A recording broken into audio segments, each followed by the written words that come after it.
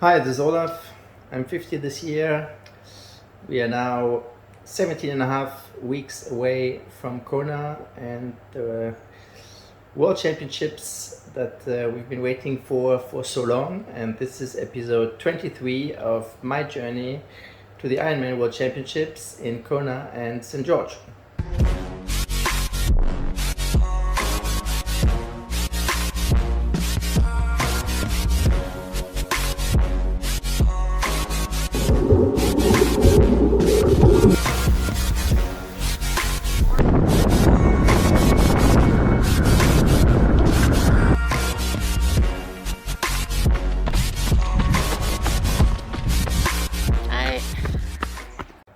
Alright, quick update. Everything is pretty green at the moment.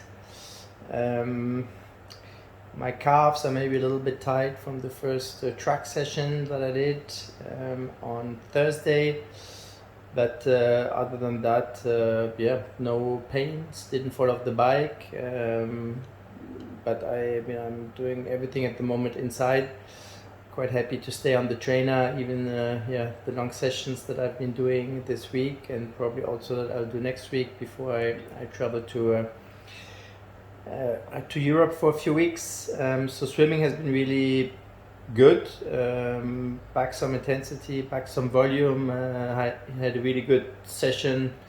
Here's how it went. Hey, really good session. 50 times 100. 5k swim. I was actually really looking forward to it. The squad didn't happen because coach is traveling, so didn't have anything on the plans. But that would be a good session to do. First one was with fins. I have these small fins here, so 10 times on 135 with those, pretty easy. Then 10 times swim on 135, 10 times then pool, paddles and band. So I found again my big paddles. So that's a little bit painful on my wrist for some reason the last couple of days, but it was fine afterwards. Then fourth set was with just the pull buoy, and the last set was with just the paddles. So all done, coming in under 130, except I think two were just 130, and all leaving on 135. So 50 times 100 done, and quite happy with that. And then on the bike, I've had one bike session. I believe it was with 6 times 5 minutes at 280 watts, which went pretty well. I had a 4-hour bike. I had today a 4-hour 30 bike at 220 watts and 120 heart rate, so fairly stable through the entire bike. So that was really good. So legs feeling good for the cycling. And then on the running, we started to put in some more intensity. I had my first track session with 8 times 800, 8 times 400, 8 times 100. So the 800s were around 3 minutes, so that was around 350 pace, maybe a little bit fast. The 400s were around 124, 122. So around 330 at the end, sort of 320. And then the hundreds were sort of 17 and a half seconds. So that, I did a 1 hour 40 easy run in the sugarcane fields that was on Saturday. So all that pretty cool. And today I was on the trainer, so I watched the sub 7, sub 8 project. Watched Ironman Hamburg. There were really good performances. The sub 7, sub 8, obviously, a bit of a different thing. With the idea just swimming really really fast, then hanging on, but just wasting as little energy as possible on the bike, and then running a really fast marathon. So it was quite exciting to see also that the girls were actually fighting it out. Pretty impressive. Not really sure what the time though will really what does it mean, or I'm not sure it's gonna sort of be remembered, but definitely a cool project. Great to have something in a team format, and amazing, as again the performances, how fast they can run off nevertheless hard bike, I'm sure. And then there was Ironman Hamburg, where Laura Philipp, I'm a big fan of hers. She did 8 hours 18, sort of missed the world's fastest time from Chrissy Wellington, I think just by a few seconds. Now it's a very flat course. Not really sure how windy it was, but flat course doesn't mean necessarily it's easier, because you have to stay sort of in the aerobar all the time. But it's definitely a course for very fast times. She also did a pretty fantastic run, and really congrats to her. I still think she has what it takes to win Kona at the end of the year. So great to see her back after her missing St.George.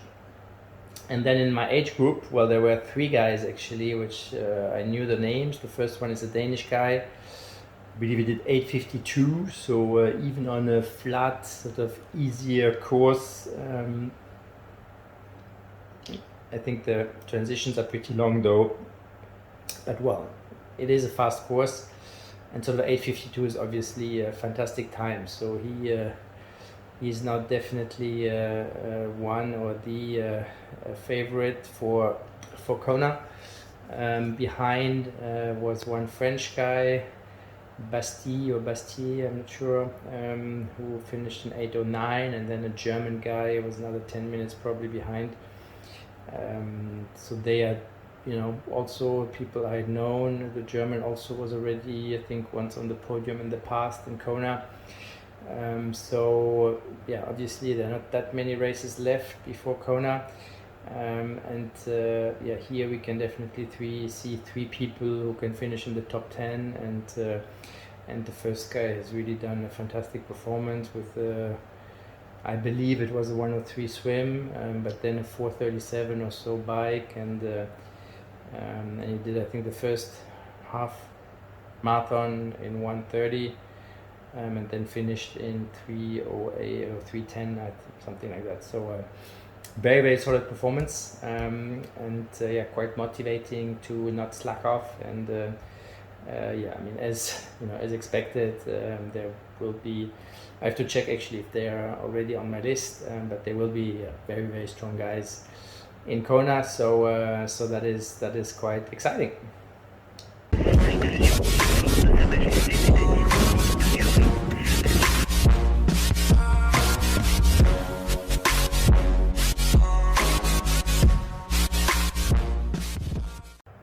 All right, in the last section today, I wanted to take this opportunity to present Martinique a little bit to you. So Martinique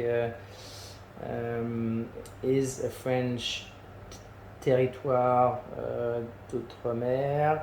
So it is part of France. It is one French département, which means that infrastructure, taxes, currency, all that is 100% French, and so we're part of the European Union.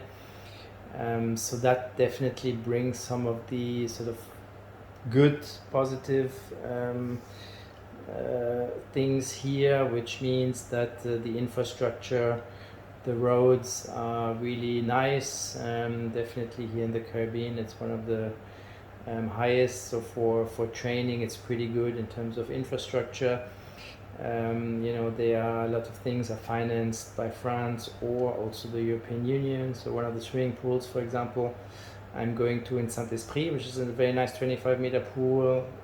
Very rarely, lots of people. I mean, sometimes I'm there really on my own. So it's 30 minutes drive from where I live, but that was co-financed by the European Union, for example.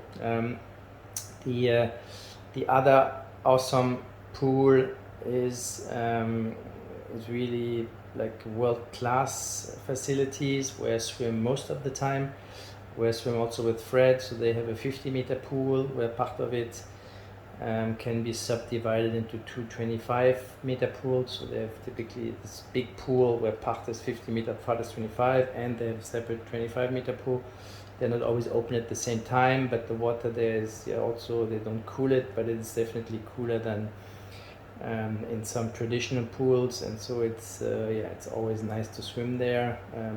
Part of the year sometimes can be even a bit cold, but they're really world-class swimming facilities. Obviously, they have the ocean where you can always do ocean swims. For the cycling, I do most of it in the moment inside, but yeah, you can obviously find some really good climbing and also find some decent loops. I mean, I typically do a 60-kilometer loops between close to where I live, the airport, and St. Louis, which is like 60, between 50 and 60-kilometer loop.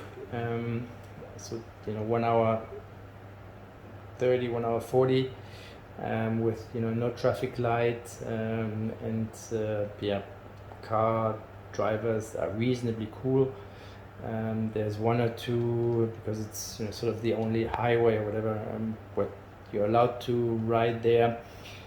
But obviously, sometimes they can come quite fast, and there's the one or two sections where it's just one lane, and so they can be a little bit impatient sometimes. But as long as you are careful, actually, it's really nice driving here, riding here, and then on the run. Yeah, I mean, I do quite a bit on the road. It is France, so which means that the tracks are not open all the time. So here, for example, I can only go between Tuesday and Friday after 5 p.m. That's the only time when they're open, so that's a little bit annoying. But not like in Hong Kong, for example, where it's basically open all day long, and including early in the morning, etc. So that's not the case here. You can obviously lots of hills. So for the running, often I take Maggie with the electric bike. Now there's one place where we went running, which is in the sugarcane fields, also reasonably flat, not completely, but reasonably flat. So it's nice to be able to run there on a soft surface that I discovered sort of only recently. So there's a quite good mix, and you can also run close to the airport. On weekends, typically there are quite a few people. So if you run around where the planes land, so it's a 5K loop. Typically, you can do a little bit more, but so it's quite convenient also to do loop, get back some nutrition at the car, and then start another loop. So definitely lots of options for training. Pretty awesome. You can train all year round. Obviously, we're in the Caribbean, so it is in the summer right now. It is definitely a bit warmer and more humid, and it's gonna get even more so as we go later in the summer. In the winter, it's actually quite a bit cooler also in the morning, definitely good to prepare for Kona. You just have to then balance between how much do you do inside, how much do you do outside. It's typically not ideal when you're just fighting against the heat and humidity when you do your training, because that sort of takes away from how much you can actually push and make your muscles work. With I have the trainer here inside. I have the running machine as well, so you can definitely do a good mix of training, and hopefully to be well prepared for Kona here. Now, what else can I tell you? Well, the not so good things, or is that most of the economy here still belongs to the Big East, which are the descendants of the slave slavers' families. So that is still the case. So again, maybe to step back a bit. So Martinique is part of the Caribbean. So it's the islands that go sort of from Florida to south. To the north of South America. Martinique is quite at the south, which means that they also don't get hit so hard by the hurricanes because they form typically a little bit more north. In terms of, so there are 380,000 people here on a territory that's like as big as Hong Kong. So it's definitely not very dense, but there are only 350 people, and we're now at a stage where the deaths actually are higher than the births. Plus the fact that obviously a lot of young people go to France to study or for better job opportunities, etc. So the population is shrinking, and there are approximately 90% of black people here, 5% of white people. So I'm not sure the BKs who are white, but if they're where they're actually categorized. So 80% and 5% white, and including the ones coming from France. And another 5%, which are like Chinese, Lebanese, Syrians, because there were some in the past, sometimes where they also came over here. There is some, I guess, illegal immigration, whether it's from, or some is legal, but from Haiti, from Saint Martin, some of the islands around here. So politically it's a little bit, or socially it's a little bit difficult, because as I mentioned, one, there's a sense of injustice because most of the economy still belongs to the descendants of the slave owners, and they are actually part of the richest families in France, so they are really billionaires. Anything, the big big industry, whether it is a petrol station, the malls, all the big shops, etc., that pretty much belongs to them, and they have quite strong political influence in France as well. So that's sort of a first injustice, I suppose.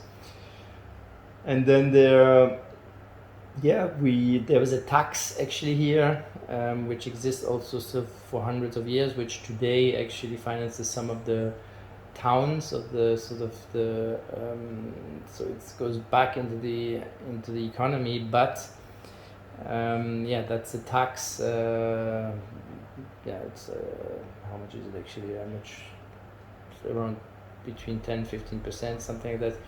And so everything that is imported, even from France, basically has to pay this additional tax, even if the VAT has already been paid in France. So which means that everything, or life here, is definitely more expensive, around 30% more expensive than in France. If you build a house and have to import, most obviously the building stuff is imported, so it's definitely going to be more expensive to build here than it is in France. Plus the fact that there's not that much competition, and the owners sort of all know each other, and so the margins in supermarkets, etc., are higher here than it is in France, and so life is even more expensive. Plus there was an issue which at the moment is fueling that sentiment of injustice, that in back in the 70s, 80s, there were some pesticides used here in Martinique which were already forbidden in France.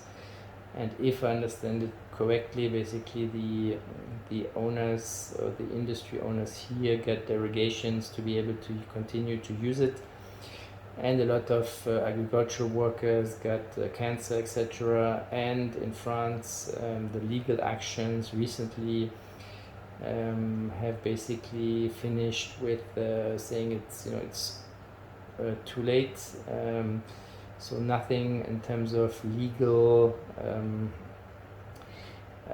There's been no consequence legally for anyone, or nobody is responsible. So another feeling of injustice, and then recently on top of it with COVID, where people didn't want to get vaccinated, didn't sort of trust the state, etc., and that has even been fueled more. So there's definitely some resentment against France. France also, which is sort of issue, not like any state, I suppose, but they obviously want to keep Martinique, because from a geopolitical point of view, it's there's some of the army here, it increases their influence greatly, and so when a lot of the other territories also in the past started to get, the other colonies were getting independent after the second part of the 20th century. Here basically it was decided that they created a program that all the youth was sent to France,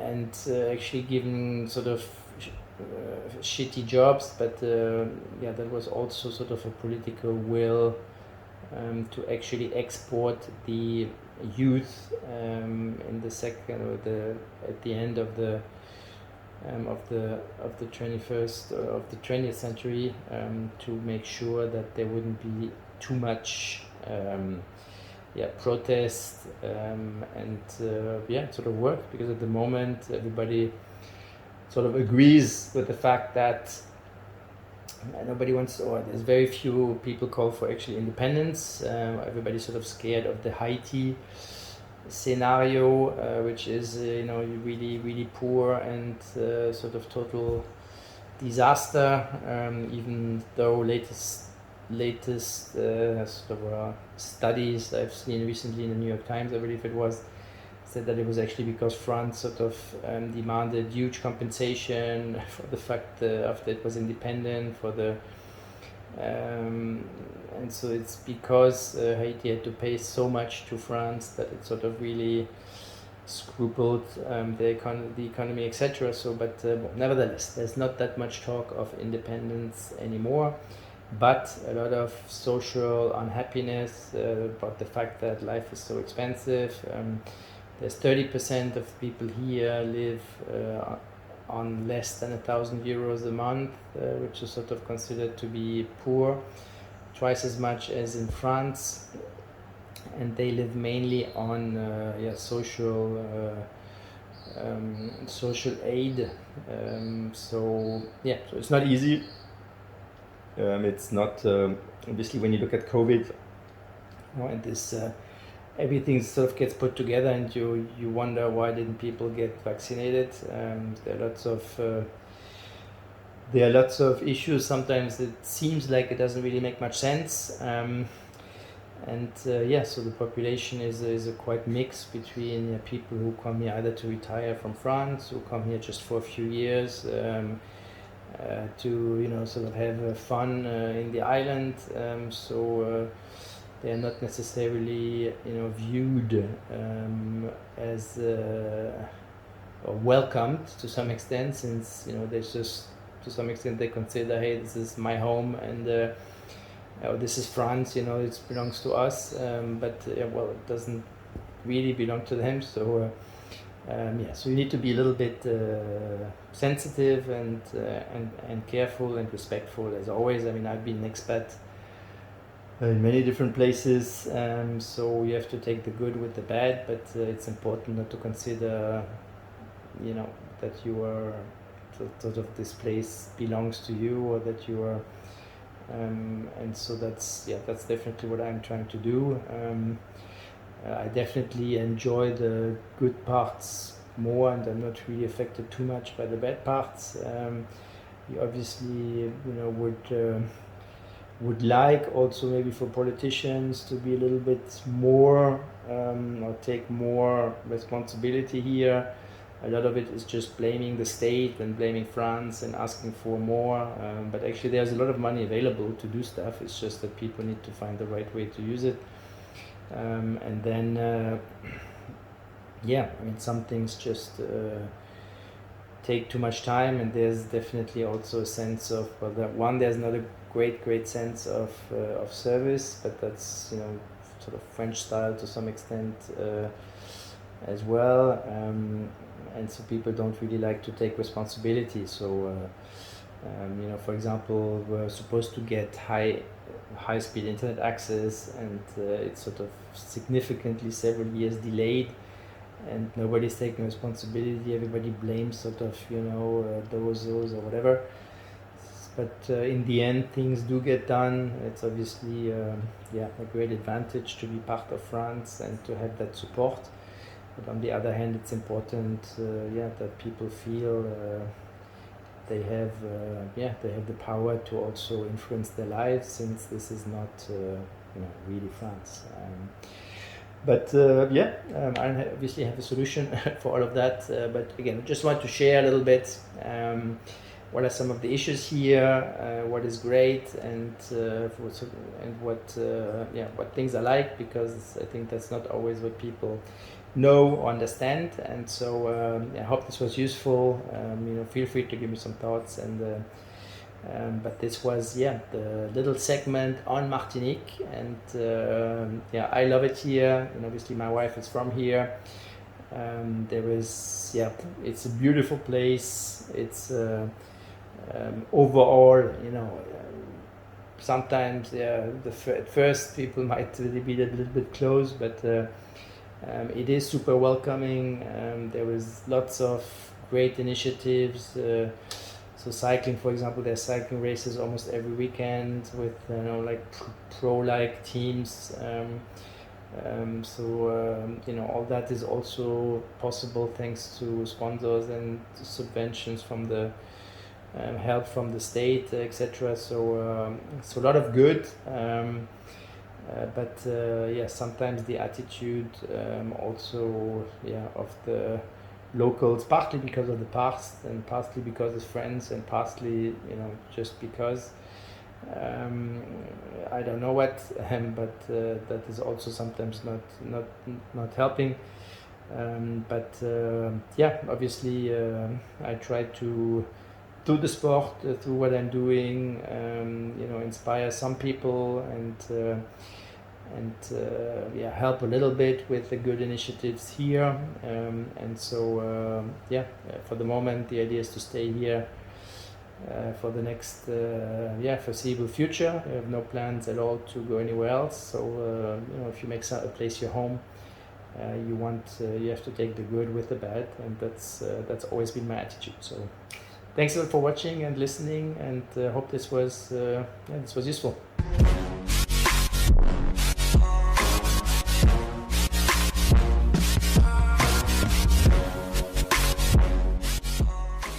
Hey there, thanks for watching. Subscribe, like, give me some comments. Hope I was able to convey a little bit, you know, how Martinique is like, what are some of the issues, and, you know, why I really love it here.